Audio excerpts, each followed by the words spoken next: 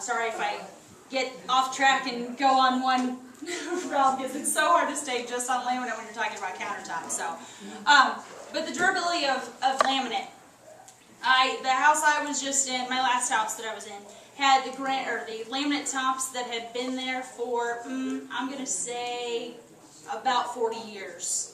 And you could see some wearing on them, but they were still, they still held up. They still, if you cut on the laminate, you're going to see a scratch. If you cut directly on it. I tell everybody, no matter what product they're getting, to always use a cutting board. Always use a hot pad, no matter what material you have. Whether it's laminate, whether it's granite, anything. Always use a hot pad, always use a cutting board, anything like that, don't you? As far as laminate and the durability, the only thing that you have that would even be of an issue is you have seams on laminate.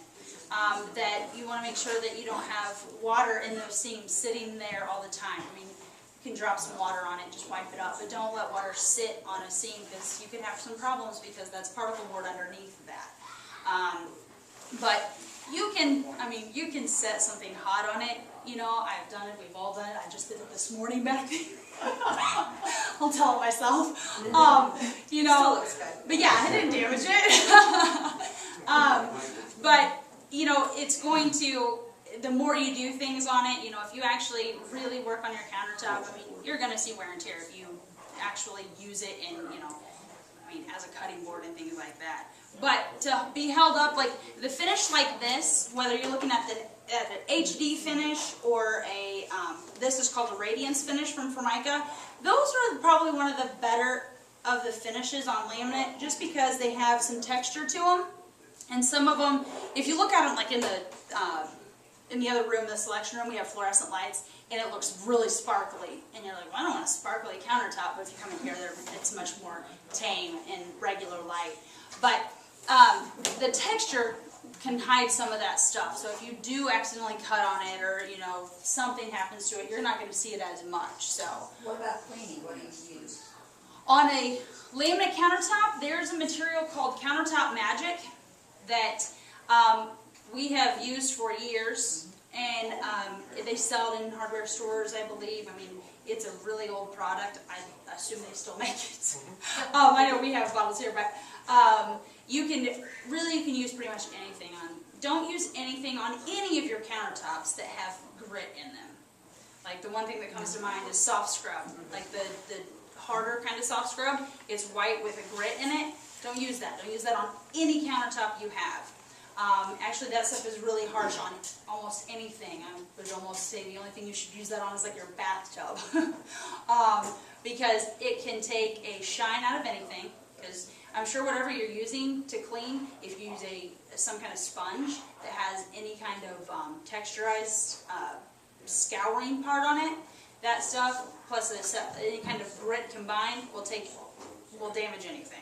And it may not the first time you use it, it may not the second time you use it, but 2 or 3 years down the road you can see that your countertop's not going to be as bright anymore. It's going to be more dull. If you have a spot on your countertop and you're scrubbing away at it, you're going to have if you use something with grit in it, you're going to have a marred area where the rest of it's not. So I tell people never to use any kind of grit or anything on any kind of material. Do you have any other suggestions? We actually have this book which might be real helpful. It's kind of like the A to Z. Oh, yeah. So like if you have whatever, I'm just going to pull one out here, fingerprints, grease. It's going to actually recommend what to use. I actually was reading through this last night, and there was one that said for like stubborn spots, take baking soda and just mix it with water, make it like a paste. And you can use that for any stubborn stains you have. So this would probably be like the most helpful thing, literally from A to Z, that you can think of for a laminate countertop that would help. Yeah, and this book has been around for a long time. M&W is our countertop supplier for laminate, and they've made that book a long time ago, along the way they've added some things, but a lot of the things are like, Yeah. oh, yeah, tried and true and like kind of home remedies, just like that baking soda thing. So, and we've got, when you see all these brochures, everyone can come around and pick up what they want after we're done, because we're going to have everything out still. So, go ahead. The Formica Magic is more of a, we've got company Countertop coming, or Countertop Magic, we've got company coming, let's polish it up. It's Yeah. not necessarily for It's not everyday every clean. day. True. I mean, I would just use soft soap or whatever, I mean. Or just soap and water, Yeah. Soap really. and water, or, yeah, I mean, any kind of like all-purpose cleaner, you know, 409, anything like that will work too. So, just don't use, the main thing is just nothing gritty. So, there's a lot of things you can use. Don't get out the SOS pads. Right. If everyone's okay on the cleaning part, then I'm going to say one more thing about laminate, and then we can move on if we want to. Laminate nowadays can have an undermount sink in it. And by what I mean by undermount sink is everyone for the longest time has had drop-in sinks where they take the sink and they cut the hole and they drop the sink on top. So you have your lip all the way around. But now they've come out with quite a few different versions of sinks that you can have undermounted in laminate, which is, for the longest time, has only been in natural stone, like granite or quartz or something like that. But now, we've got two different kinds here. We've got one right down in that new countertop that we were just pointing at. That's called the counter seal. I know not everybody can see it. I should have had a big picture up here, but didn't even think about that. That's what this brochure is, and you guys can go around afterwards and see everything we're talking about. But it has a seal all the way around the countertop, so it's literally up underneath with a seal to kind of block that water barrier and everything. And they come in all different kinds of, it's stainless steel, sorry I should say that. It's stainless steel and it comes in all different kinds of patterns, whether you want an all one bowl or two bowl, double equal, something like that. Big bowl, small bowl, however.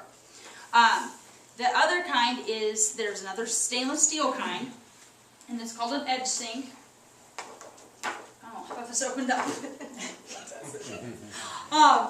And what this is if you, this is kind of a good picture, there's a laminate and it goes right underneath the laminate, not underneath the particle board, but right underneath the laminate. The stainless steel sink is placed in between the laminate and the particle board. So it goes right from your top of your laminate into your sink. And it's that one and the next one I'm going to talk about, which is the Koran, are both exactly like the one we have in the back, back by the drinks. Okay? And you can look at those afterwards. But the Koran is just a composite sink where it's white or bisque, and this one is the stainless steel one, but they're Which one's most durable? installed the same way. You know, you don't have to worry as much about scratches or... Everyone asks that. It's probably the most common question I get with whether it's sinks or countertops or anything. And I know it's a really generic answer, but I'm going to say everything scratches. Okay. Absolutely everything. And probably your most durable, I mean, really, with stainless steel, I mean, most people have had a stainless steel, some haven't, but stainless steel is going to scratch too.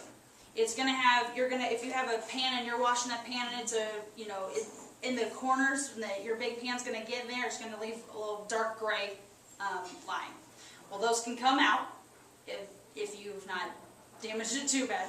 Those can come out with like a soft scrub gel with bleach, is what I use on mine all the time. Not the gritty kind of soft scrub, but the gel kind. And I get those out, all of them, because I have a stainless steel sink. The other kind, same thing. I use soft scrub gel with bleach. Or that was what I had in my last house. But otherwise, I mean, this is going to mar too. It's going to, I mean, if you've ever had a cast iron sink, I mean, they get mars in too. You can usually get most stuff out with bleach and stuff like that. But anything's going to scratch. It's just you have to clean it to get them out. So. I just moved into a different home and it has a granite sink. And it's like, I mean, it's amazing. But I'm sure if there are scratches, you know, basically all I've used is not soft scrub, but the spray.